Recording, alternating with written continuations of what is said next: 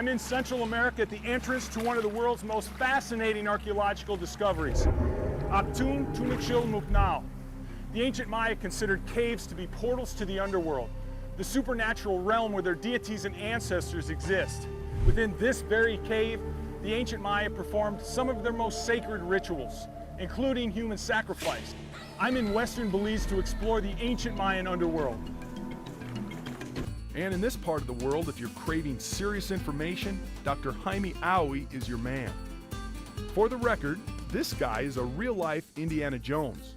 Professor Aui's life has been devoted to digging into this culture, hoping to unlock the mysteries to one of the world's greatest civilizations. Who were these Mayan people, and what led them to such advanced success? And how did a culture at the peak of its existence nearly disappear overnight? The good doctor asked me to meet him in a remote region of the rainforest. It's located just a few miles from the ATM entrance, a site Dr. Aui is credited with discovering.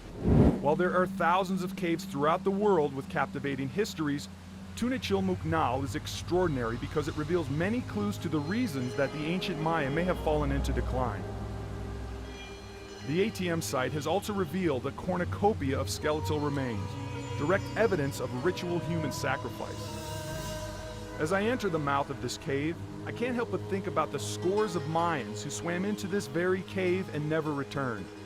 Their lives sacrificed deep within the bowels of the cave in an effort to appease the gods.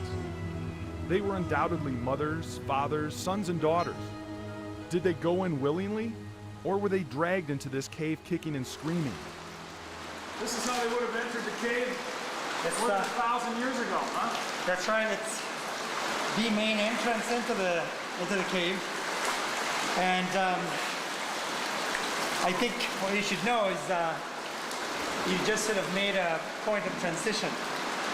For the Maya, caves, especially the entrance of caves, were portals between the world that they lived in and the entrance to the underworld. So we're now well into the entrance to the underworld. This is the world of the gods. That's right. According to Dr. Aui, the significance was clear to those entering the cave. When things were not going well on Earth, the ancient Maya would venture into the spiritual world to make things right with the gods. The rituals which ensued included the offering of blood, which they believed provided sustenance to the gods.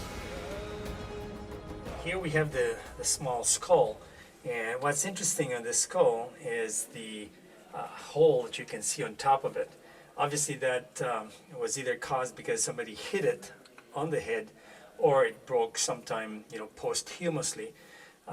If that had happened before death, it would have had some evidence of bone growth as it tried to heal.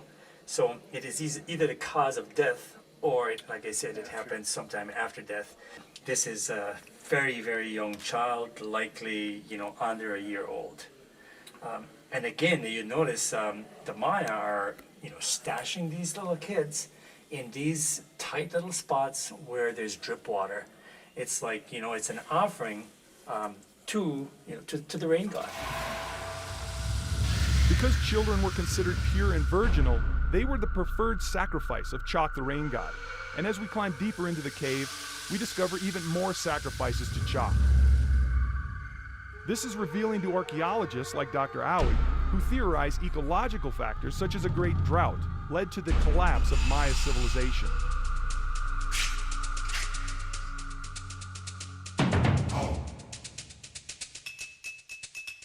We're at one of the deepest sections of Actun Tunichil Muknao, and what we're looking at are the remains of a very young individual, not much older than about 20 and certainly not younger than about 15. And we do think that it might be female, but we're not 100% sure. And the reason for that uncertainty obviously is because most of the bones are still sort of covered with some of the calcium carbonate.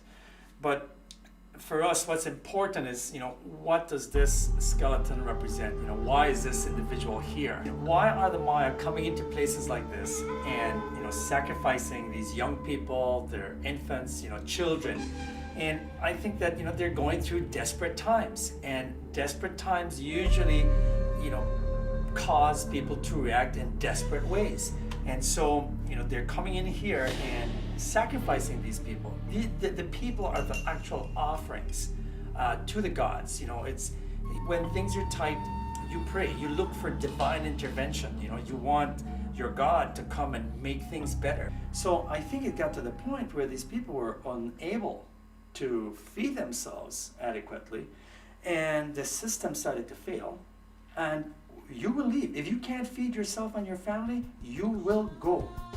The story of human culture is one of cycles, and hopefully we won't reach that point in our cycle that the Maya reached, when their civilization declined.